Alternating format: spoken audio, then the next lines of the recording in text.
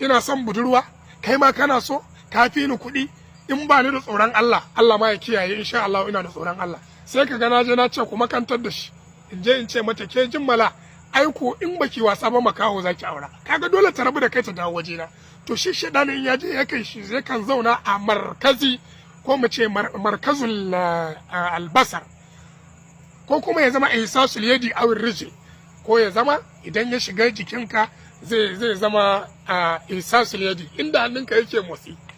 sai toshe, sai ya zama ka zama ko ka zama kai haka kai kadai, ko dai a shalal din nan ba kwa ganin mutum hannunsa a kandar haka ya shana inda ta shanye, to duk zai iya yiwa shedanu su haka.